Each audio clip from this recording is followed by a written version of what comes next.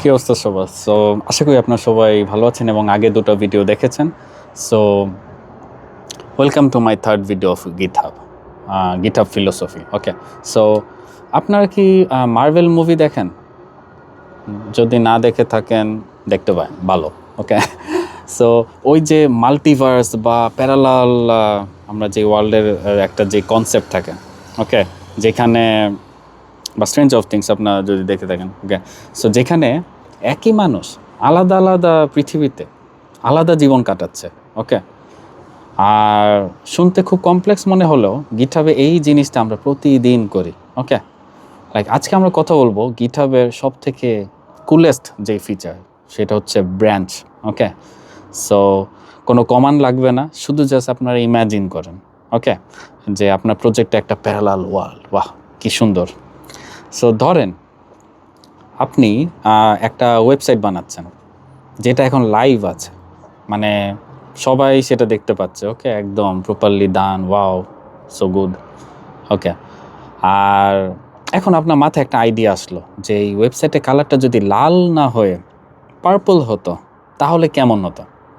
এখন আপনি যদি মেইন ফাইলটাতেই কালার চেঞ্জ করেন এবং শুরু করেন এবং শেষ করেন এবং কোনো কারণে কোডটা যদি কাজ না করে তখন কেমনটা লাগবে?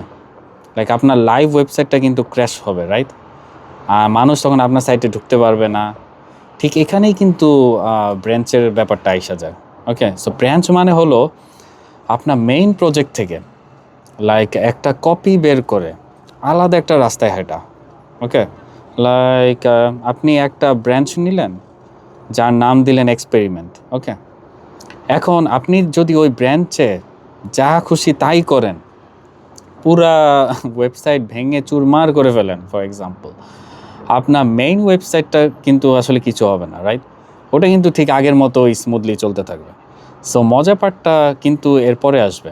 ধরেন আপনি ওই বেগুনি কালারের এক্সপেরিমেন্টটা বা ওই যে পার্পল কালারের এক্সপেরিমেন্টটা আপনার ধরেন সাকসেসফুল হলো, ওকে। সো আপনার মনে হলো হ্যাঁ, সো এটাই তো আমরা চাচ্ছিলাম, wow so good, purple colour খুব ভালো লাগছে ওয়েবসাইটে, ওকে, দারুণ ব্যাপার। সো এখন আপনি জাস্ট কী করবেন, এক ক্লিকে ওই আলাদা ব্রাঞ্চগুলোকে মেইন ব্রাঞ্চের সাথে আপনি কী করে জুড়ে দিতে পারবেন, ওকে। এবং এটাকে আমরা বলি মার্জ করা, ওকে।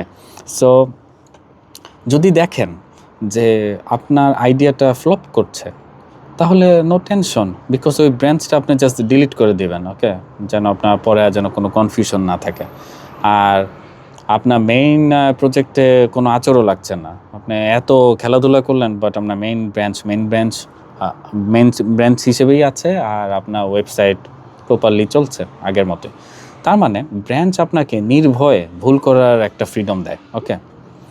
আর আপনি যত খুশি এক্সপেরিমেন্ট করতে পারবেন, আপনার মেইন কাজ কিন্তু সবসময় সেফ থাকবে। সো গিটহাবের ব্রাঞ্চ মানে হলো লাইক নিজের প্রজেক্টের সাথে বেইমানি না করে লাইক নতুন কিছু ট্রাই করা, ওকে।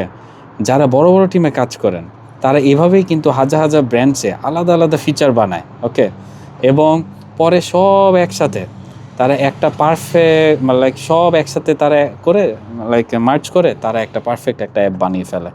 সো পরের ভিডিওতে আমি কথা বলবো কিভাবে অন্যের প্রজেক্টে নাক না গলিয়ে তাদের সাহায্য করা যায়, ওকে। সো আমরা শিখবো কিভাবে পুল রিকোয়েস্ট, হ্যাঁ, পুল রিকোয়েস্ট কীভাবে কাজ করে, ওকে। সো আজকে এই পর্যন্তই, দেখা হবে নেক্সট ভিডিওতে। Thank you very much for watching.